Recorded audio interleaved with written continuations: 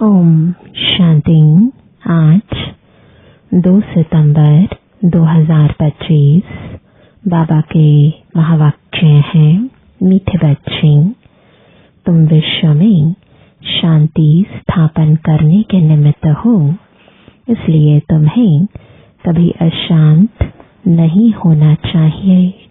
प्रश्न है, बाप किन बच्चों को फरमान बरदार बच्चे कहते हैं? उत्तर है, बाप का जो मुख्य फरमान है कि बच्चे अमृत वेले यानी सवेरे उठकर बाप को याद करो, इस मुख्य फरमान को पालन करते हैं। सवेरे सवेरे स्नान आदि कर फ्रेश हो मुकर्रर टाइम पर याद की यात्रा में रहते हैं। बाबा उन्हें सपूत व फरमान बरदार कहते हैं। वही जाकर राजा बनेंगे। कपूत बच्चे तो झाड़ू लगाएंगे। ओम शांति। इसका अर्थ तो बच्चों को समझाया है। ओम अर्थात मैं आत्मा हूँ, ऐसे सब कहते हैं। जीवात्मा है जरूर, और सब आत्माओं का एक बाप है। शरीरों का बाप अलग अलग होता है। यह भी बच्चों की बुद्धि में है। हद के बाप से हद का और बेहद के बाप से बेहद का वर्षा मिलता है। अब इस समय मनुष्य चाहते हैं विश्व में शांति हो। अगर चित्रों पर समझाया जाए तो शांति के लिए कलयुग अंत सतयुग आदि के संगम पर ले आना चाहिए। यह है सतयुग, नई दुनिया, उनमें एक धर्म होता है तो पवित्रता, शांति, सुख है। उनको कहा ही जाता है हेवन। यह तो सब मानेंगे। नई दुनिया में सुख है, दुख हो नहीं सकता। किसको भी समझाना बहुत सहज है। शांति और अशांति की बात यहाँ विश्व पर ही होती है। वह तो है ही निर्वाण धाम, जहाँ शांति अशांति का प्रश्न ही नहीं उठ सकता है। बच्चे जब भाषण करते हैं तो पहले पहले विश्व में शांति की बात ही उठानी चाहिए। मनुष्य शांति के लिए बहुत प्रयास करते हैं। उनको प्राइज भी मिलती रहती है। वास्तव में इसमें दौड़ा दौड़ी करने की बात है नहीं। बाप कहते हैं सिर्फ अपने स्वधर्म में टिको तो वे कर्म विनाश हो जाएंगे। स्वधर्म में टिकेंगे तो शांति हो जाएगी। तुम हो ही एवर शांत बाप के बच्चे। यह वर्षा उनसे मिलता है। उनको कोई मोक्ष नहीं कहेंगे। मोक्ष तो भगवान को भी नहीं मिल सकता। भगवान को भी पाठ में जरूर आना है। कहते हैं कल्प कल्प कल्प के संगम युगे मैं आता हूँ। तो भगवान को भी मोक्ष नहीं तो बच्चे फिर मोक्ष को कैसे पा सकते हैं? यह बातें सारा दिन विचार सागर मंथन करने की है। बाप तो तुम बच्चों को ही समझाते हैं। तुम बच्चों को समझाने की प्रैक्टिस जास्ती है। शिव बाबा समझाते हैं तो तुम सब ब्राह्मण ही समझते हो। विचार सागर मंथन तुमको करना है। सर्विस पर तुम बच्चे हो। तुमको तो बहुत समझाना होता है। दिन रात सर्विस में रहते हैं। म्यूजियम में सारा दिन आते ही रहेंगे। रात्रि को 10-11 तक भी कहाँ आते हैं। सवेरे 4 बजे से भी कहाँ कहाँ सर्विस करने लग पड़ते हैं। यहाँ तो घर है, जब चाहें तब बैठ सकते हैं। सेंटर्स में तो बाहर से दूर दूर से आते हैं तो टाइम मुकर्रर रखना पड़ता है। यहाँ तो कोई भी टाइम बच्चे उठ सकते हैं, परंतु ऐसे टाइम तो नहीं पढ़ना है जो बच्चे उठें और झुटका खाएं। इसलिए सवेरे का टाइम रखा जाता है। जो स्नान आदि कर फ्रेश हो आए फिर भी टाइम पर नहीं आते तो उनको फरमान बरदार नहीं कह सकते हैं। लौकिक बाप को भी सपूत और कपूत बच्चे होते हैं ना, बेहद के बाप को भी होते हैं। सपूत जाकर राजा बनेंगे, कपूत जाकर झाड़ू लगाएंगे। मालूम तो सब पड़ जाता है ना। श्री कृष्ण जन्माष्टमी पर भी समझाया है। श्री कृष्ण का जन्म जब होता है तब तो स्वर्ग है, एक ही राज्य होता है। विश्व में शांति है। स्वर्ग में बहुत थोड़े मनुष्य होंगे, वह है ही नई दुनिया, वहां अशांति हो नहीं सकती। शांति तब है जब एक धर्म है। जो धर्म बाप स्थापन करते हैं, बाद में जब और धर्म आते हैं तो अशांति होती है, वहां है ही शांति। 16 कला संपूर्ण है ना। चंद्रमा भी जब संपूर्ण होता है तो कितना शोभता है। उनको फुल मून कहा जाता है। त्रेता में 3/4 कहेंगे। खंडित हो गया ना, 2 कला कम हो गई। संपूर्ण शांति सतयुग में होती है। 25% पुरानी सृष्टि होगी तो कुछ ना कुछ खिटखिट होगी।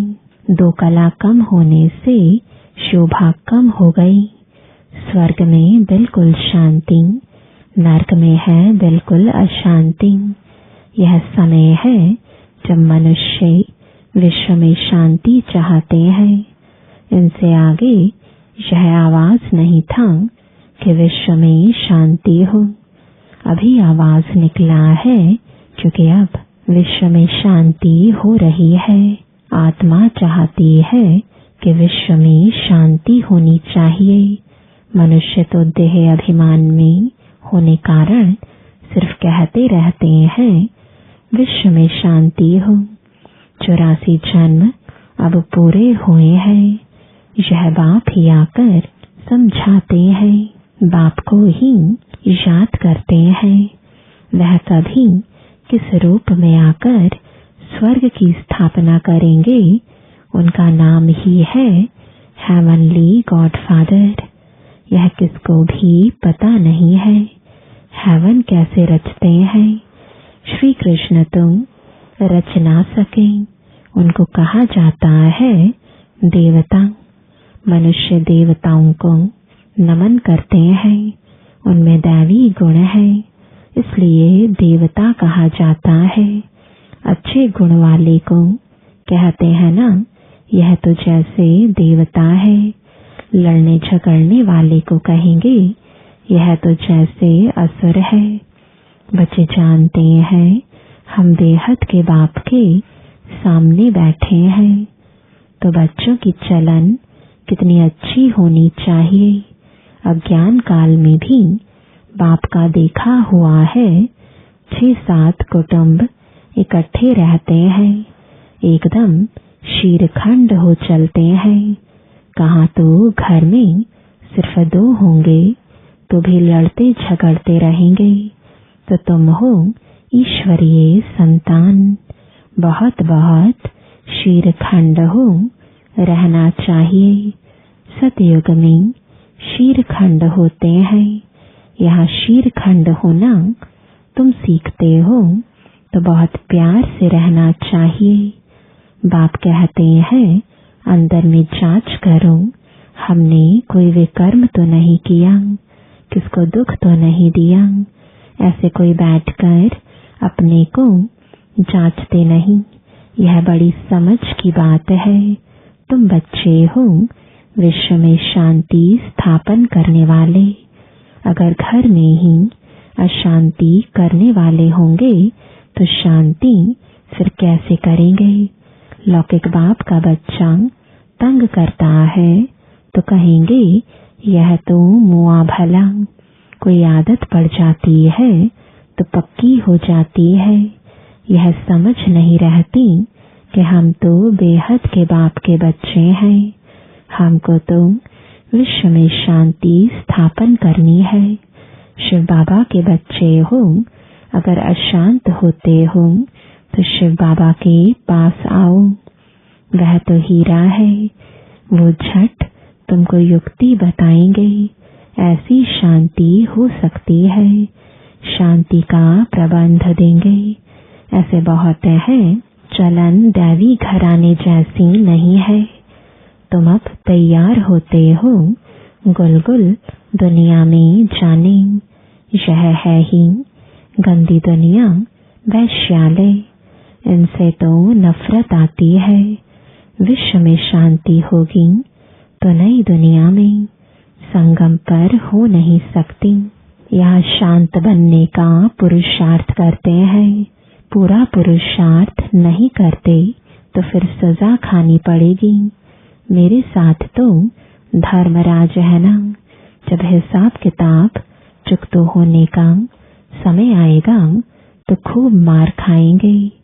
कर्म का भोग जरूर है। बीमार होते हैं वह भी कर्म भोग है ना। बाप के ऊपर तो कोई नहीं है। समझाते हैं बच्चे गुलगुल बनो तो उच्च पद पाएंगे, नहीं तो कोई फायदा नहीं। भगवान बाप जिसको आधा कल्प याद किया उनसे वर्षा नहीं लिया तो बच्चे किस काम के। परंतु ड्रामा अनुसार यह भी होना है जरूर, तो समझाने की युक्तियां बहुत हैं। विश्व में शांति तो सतयुग में थी, जहां इन लक्ष्मी नारायण का राज्य था। लड़ाई भी जरूर लगेगी क्योंकि अशांति है ना। श्री कृष्ण फिर आएगा सतयुग में। कहते हैं कलयुग में देवताओं का परछाया नहीं पड़ सकता है। यह बातें तुम बच्चे ही अब सुन रहे हो। तुम जानते हो शिव बाबा हमको पढ़ाते हैं। धारणा करनी है, सारी आयु ही लग जाती है। कहते हैं ना सारी आयु समझाया है, फिर भी समझते नहीं है। बेहद का बाप कहते हैं पहले पहले मुख्य चीज तो समझाओ। ज्ञान अलग और भक्ति अलग चीज है। आधा कल्प है दिन, आधा कल्प है रात। शास्त्रों में कल्प की आयु ही उल्टी लिख दी है, तो आधा आधा भी हो नहीं सकते। तुम्हारे में कोई शास्त्र आदि पढ़े हुए नहीं है तो अच्छे हैं। पढ़े हुए होंगे तो संशय उठाएंगे, प्रश्न पूछते रहेंगे। वास्तव में जब वानप्रस्थ अवस्था होती है तब भगवान को याद करते हैं, कोई न कोई की मत से। फिर जैसे गुरु सिखलाएंगे भक्ति भी सिखलाते हैं। ऐसे कोई नहीं जो भक्ति न सिखलाए। उनमें भक्ति की ताकत है, तब तो इतने फॉलोअर्स बनते हैं। फॉलोअर्स को भक्त पुजारी कहेंगे। यहाँ सब है पुजारी, वहाँ पुजारी कोई होता नहीं। भगवान कभी पुजारी नहीं बनता। अनेक पॉइंट्स समझाई जाती हैं। धीरे धीरे तुम बच्चों में भी समझाने की ताकत आती जाएगी। अभी तुम बतलाते हो श्री कृष्ण आ रहा है। सतयुग में जरूर श्री कृष्ण होगा, नहीं तो वर्ल्ड की हिस्ट्री ज्योग्राफी कैसे रिपीट होगी। सिर्फ एक श्री कृष्ण तो नहीं होगा, यथा राजा रानी तथा प्रजा होगी ना। इनमें भी समझ की बात है। तुम बच्चे समझते हो, हम तो बाप के बच्चे हैं। बाप वर्षा देने आए हैं। स्वर्ग में तो सभी नहीं आएंगे, न त्रेता में सब आ सकते हैं। झाड़ आहिस्ते आहिस्ते वृद्धि को पाता रहता है। मनुष्य सृष्टि रूपी झाड़ है ना, वहाँ है आत्माओं का झाड़। यहाँ ब्रह्मा द्वारा स्थापना, फिर शंकर द्वारा विनाश, फिर पालना विष्णु द्वारा। अक्षर भी यह कायदे से बोलने चाहिए। बच्चों की बुद्धि में यह नशा है। यह सृष्टि का चक्र कैसे चलता है, रचना कैसे होती है। अब नई छोटी रचना है ना, यह जैसे बाजोली है। पहले शूद्र है अनेक, फिर बाप आकर रचना रचते हैं। ब्रह्मा द्वारा ब्राह्मणों की, ब्राह्मण हो जाते हैं चोटी। चोटी और पैर आपस में मिलते हैं। पहले ब्राह्मण चाहिए। ब्राह्मणों का युग बहुत छोटा होता है। पीछे हैं देवताएं। यह वर्णों वाला चित्र भी काम का है। यह चित्र समझाने में बहुत इजी है। वैरायटी मनुष्यों का वैरायटी रूप है। समझाने में कितना मजा आता है। ब्राह्मण जब है तो सब धर्म है। शूद्रों से ब्राह्मणों का सैपलिंग लगता है। मनुष्य तो झाड़ के सैपलिंग लगाते हैं। बाप भी सैपलिंग लगाते हैं। जहाँ विश्व में शांति हो। अच्छा, मीठे मीठे सिखिलते बच्चों प्रति माता पिता बाप दादा का याद प्यार और गुड मॉर्निंग। रूहानी बाप की रूहानी बच्चों को नमस्ते। रूहानी बच्चों की रूहानी बाप दादा को गुड मॉर्निंग और नमस्ते। धारणा के लिए मुख्य सार। पहला, सदा स्मृति रखनी है कि हम हैं ईश्वरीय संतान। हमें शीरखंड होकर रहना है। किसी को भी दुख नहीं देना है। दूसरा, अंदर में अपनी जांच करनी है कि हमसे कोई विकर्म तो नहीं होता है।